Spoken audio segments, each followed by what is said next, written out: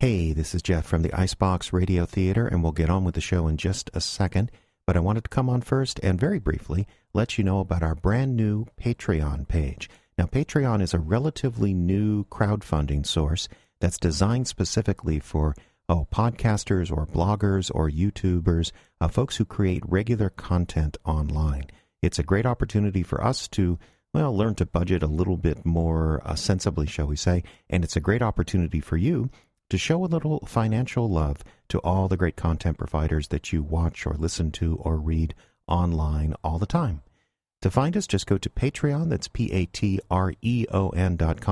and search for Radio Icebox. Or even simpler, go to our website, iceboxradio.org, and look for the Patreon link. It's right across the top of the page there in the announcement bar. And now, on with the show. Following audio drama is rated PG for parental guidance.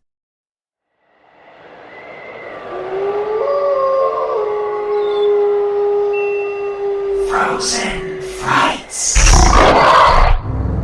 New Audio's Theater of Suspense and Terror. Now on Icebox Radio.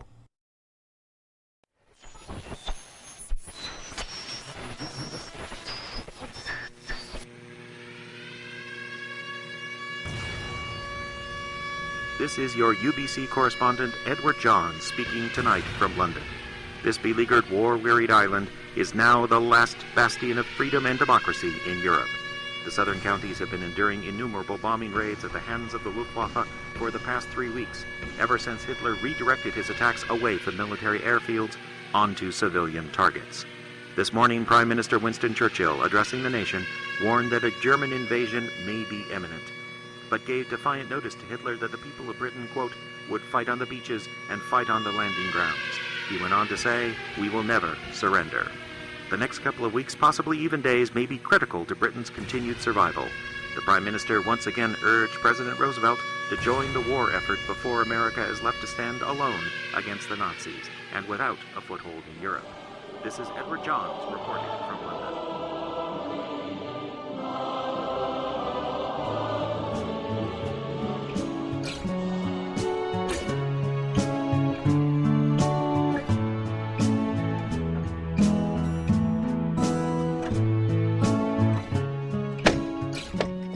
What are you doing here? Good afternoon to you, Curtis. Your mom asked me to keep an eye on you and your sister while she ran some errands. She said that your school snack's in the fridge. Cool, Gramps. Mom, I'm home. Mom's out. Gramps is babysitting. Hi, Gramps. Hello, Princess. Come and give your old Gramps a hug. Yuck. So, kiddo, what did you learn in school today? I wrote a poem and got a gold star, and then we're reading a story today about this big war that happened a long time ago. Did you know there was a war that was all over the world, Gramps? Wonderful, Brianna. I'm so proud of you. Why, yes, Curtis, I did. It was called World War II, and it happened when I was about your age. I was in that war for a while, you know. Really, Gramps? That must have been so cool. Tell us about it, please. You know, Curtis, it wasn't all some kind of grand adventure. Thousands of innocent people were killed by the bombs, even school children like you. And I remember we never had enough to eat. You mean the war was even here in Ontario? Oh, heavens, no, child. Thank God it never came to Canada the way it did in England, where I was born. There were never any major battles fought here in North America, but that's why my mom sent me here on the third year of the war, so that I'd be safe from the bombs. It was 1941, I think. Oh.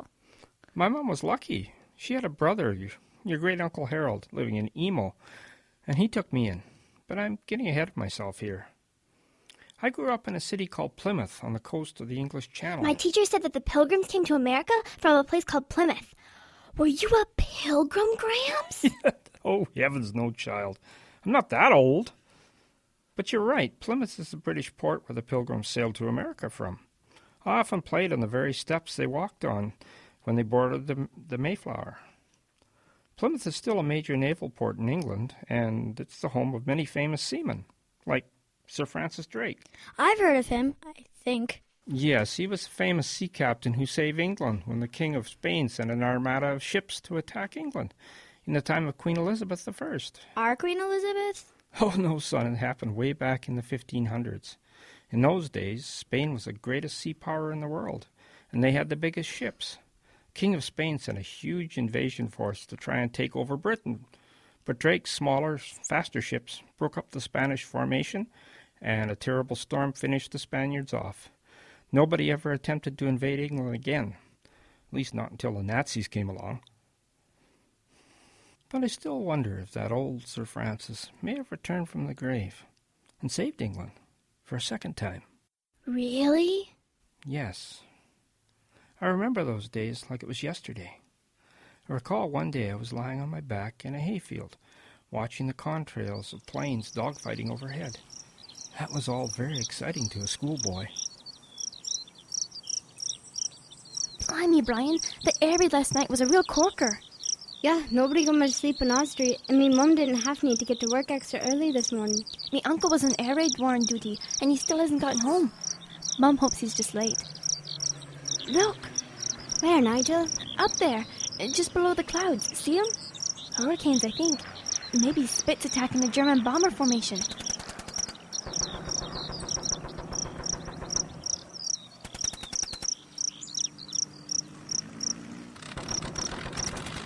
Yay, Nigel, they got one! Frankie is firing them in!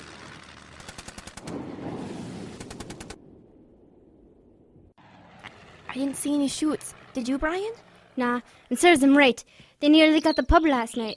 Me dad will be in for a shock if he gets back all safe and sound just to find his local gun up in smoke. Dad says Buckland's Abbey got hit too. Some of the windows are blown out, and some of the roof on the East Annex collapsed. Will your dad still have his job there? Yeah, and he told me Mom this morning that the stuff in there is too valuable to have it get destroyed by a stray bomb. He's putting anything not smashed up someplace safe. Weird. Don't tell anyone I told you, but him and Mr. Halliday are going to hide the relics in St. Bart's Church crypt. Want to go down to the harbour and look for spies after school tomorrow? Sure, as long as I'm home by 6. Mum gets off work at the munitions factory then, and she wants a table laid when she gets home. Right. It still feels strange having Mum working at the factory, but it gives me more time to explore without her looking over my shoulder and worrying all the time. Yep, it's fun being by myself, too. It's my dad I really miss. It's better since Mum got the letter from the Red Cross saying he was wounded in France. The Jerry's captured him at Dunkirk, so he's in a prison camp until the war is over. We had almost given him up for dead. Oh, that's a piece of good news.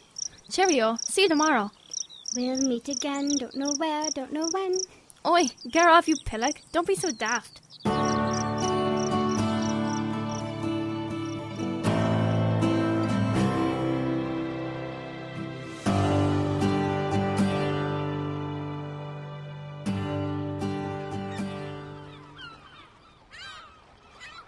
Look over there, just beyond the destroyer in the dry dock. Is that the Ark Royal? It must be. I see 5, 6, 7. No, 8. 8 planes on her deck. Core, blimey, she's a biggin. Never seen an aircraft carrier in Plymouth before. Must be getting resupplied for her next patrol. Dad said he heard on the wireless that she's at Scapa Flow. Well, she's a long way from the North Sea now. Look! There's a swordfish trying to land on her deck right in the harbor. Yeah, he made it down. Mr. Churchill said that the Nazis are expecting to try and invade any time now. I heard him on the wireless. Dad's gonna volunteer for the Home Guard. He told Mom he may not be able to march, but he can still shoot a rifle. Mom told him he'd be more of a menace to his mates than any stormtroopers coming ashore. I remember my dad said that your dad was a good shot in the Great War.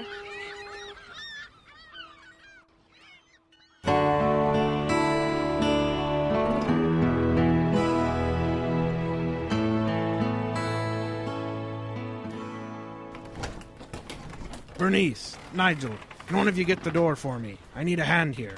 Hold your horses and let me get my hands dried. I'm up to my elbows in dishwater. Nigel, get a towel and dry the dishes. Coming, Mom. 'Tis bad enough you going to work after tea for the 3rd night in a row. Now you're bringing your work home with ye. Now, Bernie, there's a war going on, in case you didn't notice. And Harry and I can't be too careful lugging valuables around the city after blackout. We don't want any of Sir Francis' gear ending up at the bottom of a bomb crater, do we? What you got there, Da? You get back to those dishes, young man. Yes, Mom. These relics are of immense historical value to any son of Plymouth, my dear, especially the drum. Looks like so much rubbish to me. Should have a real job and contribute to the war effort. It looks really old. Son, this is the most famous drum in the realm. It is over 450 years old, and it belonged to Sir Francis Drake, Vice Admiral of Good Queen Bess Royal Navy, a Devonshire man like you who had called Plymouth home. It is said that he had this drum with him when he defeated the Spanish Armada in 1588. Such nonsense. Don't go filling the boy's head with romantic claptrap. He's too much of a dreamer as it is. Get back to those dishes, boy. Yes, Mom. Bernice, this is a once-in-a-lifetime opportunity for our son to see some real history, and under his own roof. Let him be. Drake is the most famous man ever to walk Plymouth O.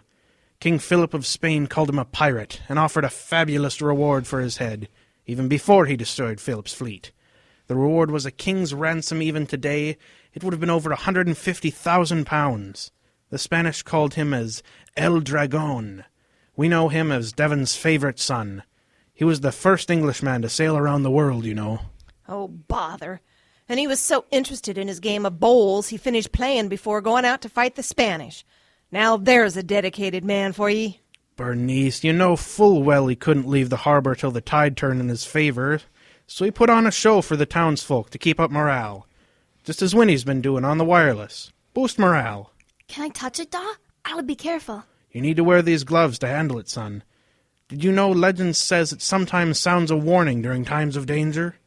The curator of Bucklands swears he heard it beat the day our soldiers were rescued from the beaches of Dunkirk. For real? He heard it? Does he the same Drake whose statue's on the hole? Of course 'tis, you blockhead. Bucklands Abbey was Sir Francis' home. I remember a poem we learned in school. Let's see. One bit of it went like this.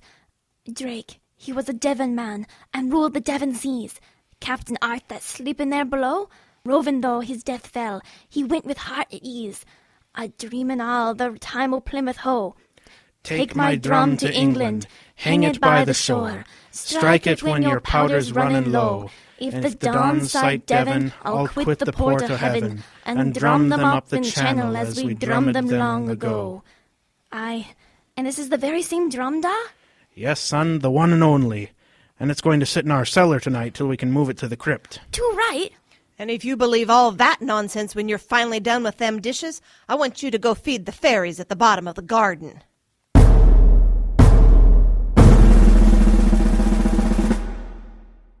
Bangers and mash again? There's a war on, young man, in case you haven't noticed. I stood in line for half an hour to get these 2 sausages from the butcher and used up all this week's meat ration. By the time I got off work, sausages was all that was left, except for the tripe. Well, it's baked beans and toast the rest of the week, my son. Unless you be wanting tripe again. Oh, no. Sorry, Mum. I'm sorry too, Brian. 10 hours a day in that wretched factory tires me out, but we need the money now your father's in a prison camp for who knows how long. Mom, guess what Nigel was telling me? Says his dad has Drake's drum in their cellar tonight for safekeeping. Oh, I wouldn't believe everything that Nigel tells you, Brian. Besides, if half the stories about that drum are true, it'd be best to give it a wide berth. Folks shouldn't mess with such things. They're dangerous. Maybe it's a secret weapon, Mum. You think old Drake could keep the Nazis away? Oh, Brian, you shouldn't fill your head with such nonsense. You'd have to bang that drum a very long time if you wanted old Sir Francis to sail up a channel again. Better to rely on the RAF and hope for the best. Now, help me clear away before you do your homework.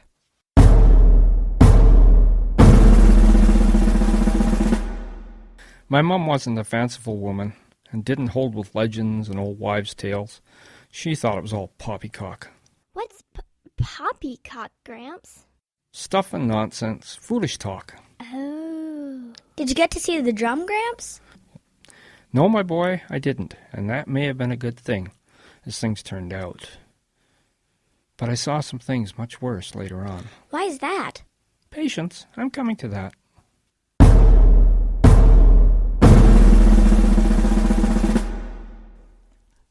Can I go over to Nigel's when I've done my homework? If you take out the trash to the dustbin first. Oh, Mom. Oh, and promise to stay away from that drum. Radio, Mum. And stay away from the harbour, here. The Jerrys have bombed it every night this week. Yes, Mum. And be back before blackout, mind.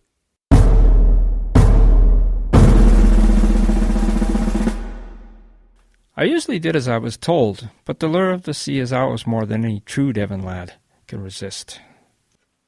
Let's cut through the rail yard and see if the Ark Royal is still in port. Me mom told me to stay away from the docks. How's your mom gonna know unless you tell her? Right said, Fred.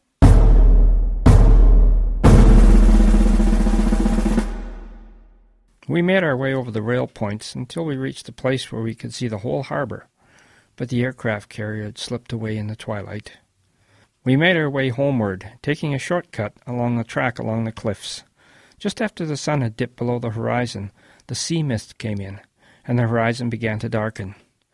There would be no moon tonight, and high tide would be around midnight, a perfect night for an invasion. Bank holiday tomorrow. What say we sneak out later tonight to watch for Nazi subs? Me mom and dad are asleep before 10 most nights, if there isn't an air raid. Let's meet 10:30 behind Red Lion. I'm game. It's a lot of hiding from those Home Guard chappies. That night the bombers left Plymouth alone for once. It was almost midnight when Nigel arrived behind the pub, all out of breath and giggling. Home Guard patrols saw me, but I led him on a merry chase through the churchyard. Gave him the slip by hiding out in the bombed-out shoe factory. I knew where they were every minute from the grasping and wheezing they were making trying to keep up with me. Cor blimey, and they're protecting England from the Blitzkrieg? Here, what's that? Just a barrage balloon. Must have broken loose from its mooring over the harbor. Look, it's drifting across the old town.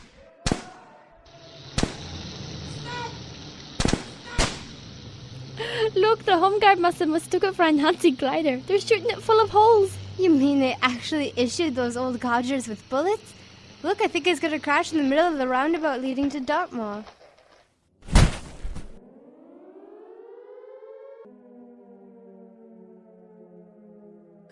We spent a couple of hours staring into the fog looking for enemy subs once the hubbub died down, and at some point I fell asleep. What would you do if you saw a sub, Gramps? Well, Curtis, we were just boys. We really hadn't thought that bit out. I woke up with a start. Someone had their hand over my mouth.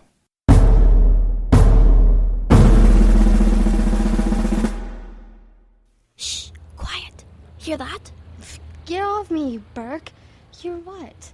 Oh, there it is again. It's just the sea. Did I fall asleep? Shh, no, listen. It comes and goes. Sounds like a motor. Motors. There it is again. That. Yeah. What is it? What is it? Does sound like motors. Lots of them. See anything? And all is quiet at the pillbox. No warning sirens from the coastal defense spotters. And they're real soldiers. With field glasses. What's that? Over there between the sea mist and the headland. I can't see out. The sea mist keeps moving in and out. Looks like boats. Lots of boats. Run! You think it's the invasion? To right, mate. Run! Tell your dad. I'll find the coast defense blokes.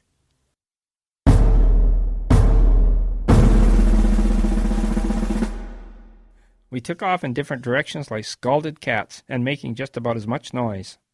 Gosh, Gramps, was it the Nazis?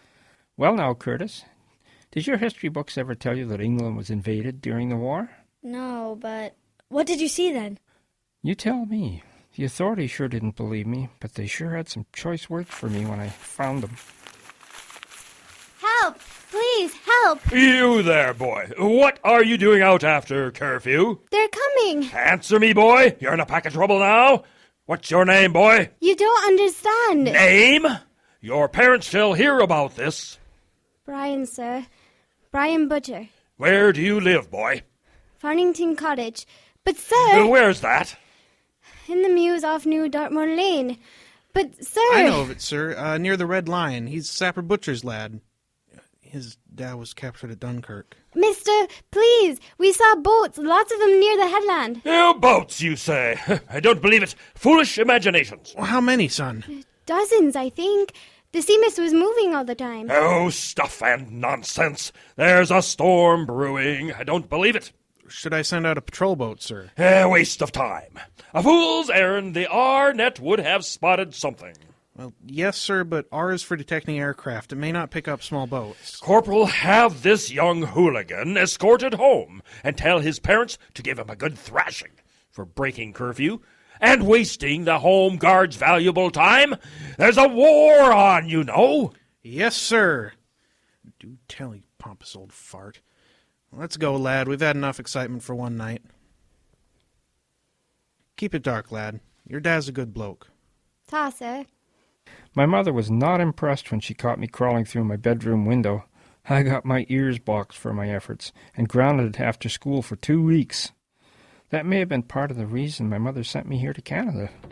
I was still too worked up to sleep, and I lay awake listening to the wind as it gathered strength when a knock came at my window. Who's there? Herman Goering, you Burke, open up. Quiet, you pillock. I'm in it already. You won't believe it. I got home just as me dad was taking Drake's drum to the crypt. Brian, the legend is true. Get off. No, me dad had borrowed Mr. Allison's barrow, and he was wheeling it down the road with some other stuff when...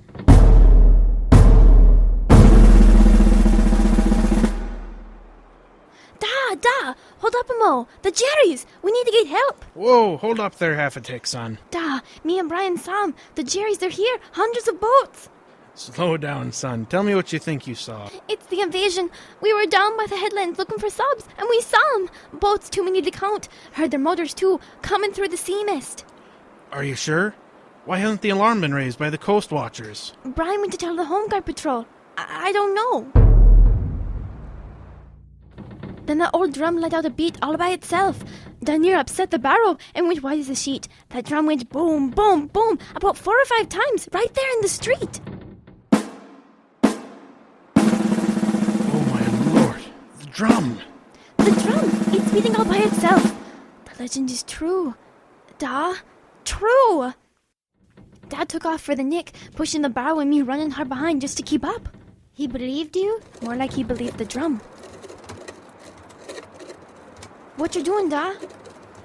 This. If England ever needed to conjure up old Sir Francis again, this is the time. I found a copper at the nick and convinced him to call the Home Office. Someone's coming down to talk to us first thing in the morning. Oh no, I'm dead. Me mum will kill me. Nah, my dad went mad. He called the Home Office, broke some choice words for not acting right now. They sent us packing till tomorrow. Haven't seen Dad so scared since that landmine fell into the neighbor's garden last winter. Do you really think the Hun has landed then? Maybe. I have to have a look-see. Mum will kill me, but I gotta know too.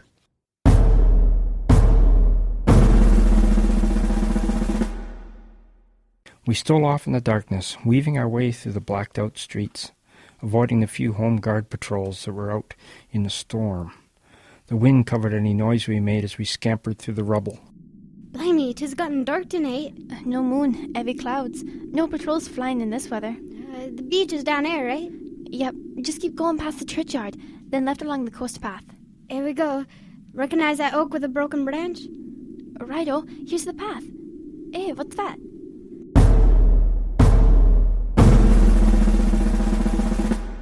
We clambered down our secret path, past tufts of seagrass, overexposed rocks, and scrub brushes that were clinging to the scrabble soil.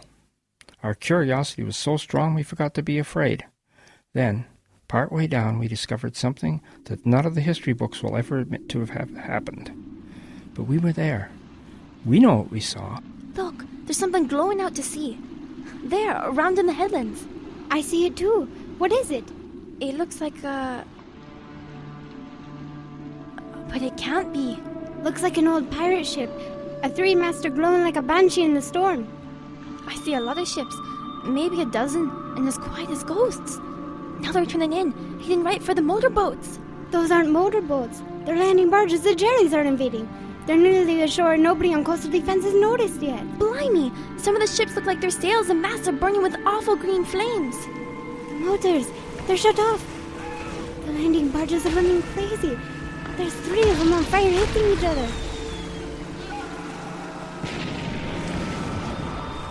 For a long time we couldn't move, overcome by what we were seeing. Then, slowly we began to move. We found our way down the pebble beach. I saw things that night I wish I could forget. Awful things. We found dozens of wooden barges smashed on the rocks, lying helter-skelter on the gravel, narrow beach at the bottom of the cliffs. Many of them were charred and burned. The tide had turned and was now ebbing, but with each roller that came ashore, bits and bobs of German equipment were revealed in the sand. Helmets, bandoliers, belts and rifles, boots and boxes. Were there any soldiers, Gramps? Yes, sweetheart. 2 or 3, bobbing in the shallow water or half buried in the sand. All dead. Oh. I never seen a drowned man before. I don't want to ever again. Listen, what's that? It's Bloody Grout's soldier. Oh! Ryan, you kicked him. He's odd. You kicked him, Gramps? I'm ashamed to say I did. I suppose all the anger of having my dad locked up in a prison camp suddenly took me over for a moment. It still wasn't the right thing to do. Then what happened, Gramps?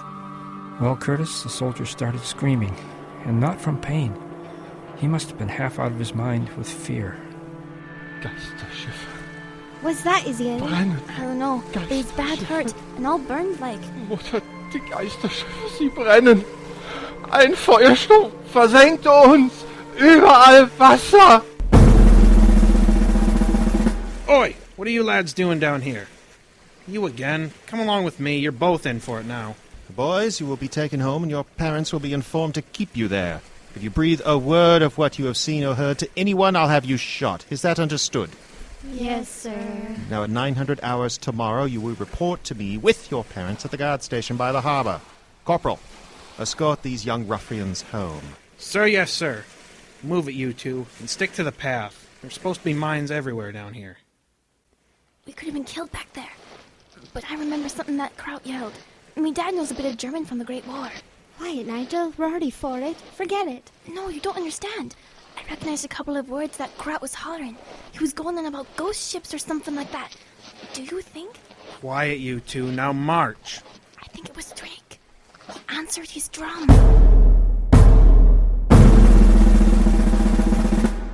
Oh, Gramps, what did happen? Was it Drake's ghost? Who knows for sure, kids? I know what I saw. Jerry barges burned on the English coast and dead and dying Germans. Nigel and I were told to never speak of it again. I don't think it matters much now after 60 years, though. Next day, there was no sign of anything on that beach, not so much as a belt buckle. Everything was cleared away in the night. Why, Gramps? I'm not sure, sweetheart. Perhaps Churchill didn't want to frighten the people with the news of how close we came to being invaded. My mum scolded me steady for weeks after that. She couldn't understand how a boy could do something so stupid as to steal down to a mined beach in the middle of the night. To be honest, when I look back at it, neither can I. You kids would never do anything that crazy, would you? No, Gramps. Did Drake really come back and drive off the Nazis in that night, Gramps? Nigel swore that his dad saw a blue flaming ship on the horizon as he walked back home from the crypt. And we saw what we saw, Nigel and I. If you believe the old poem, maybe Sir Francis did come. That gale did blow out of nowhere and stopped just as quick. And, well, most of the barges we saw were burned. Did you know how Drake defeated the Spaniards? No, Gramps. He crept up on the Spanish fleet in the dark. He set fire to some old ships and then sent them sailing into the middle of the Spanish formation. The flotilla was driven all over the channel trying to avoid Drake's fire ships, and the storm did the rest. Nigel and I saw pretty much the same maneuver. So who knows for sure? Did you ever see Nigel again after your mom sent you to Canada? No, son. I received a letter from my mother a few months after I arrived in the fort. Nigel never made it.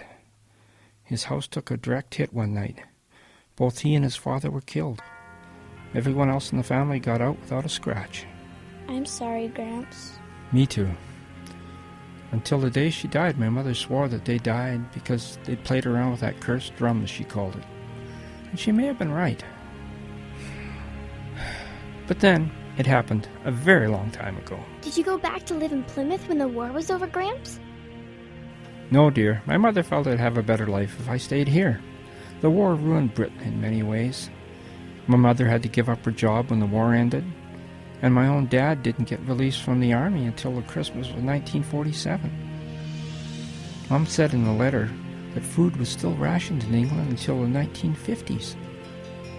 But I did visit home a number of times after I finished college and before my mom passed away. Canada's been very good to me, and she's given me opportunities I would never have gotten if I'd returned to Plymouth.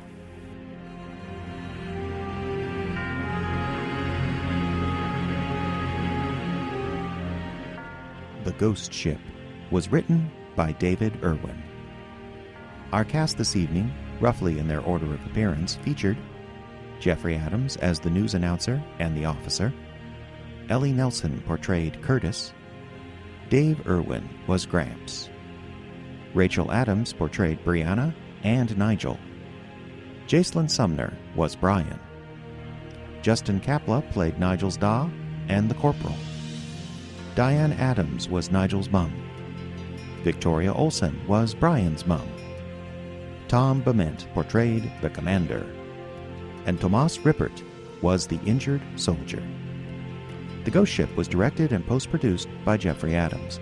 Sound effects designed and realized by Dave Erwin. This production copyright 2012 by the Icebox Radio Theater, all rights reserved. On the web at iceboxradio.org.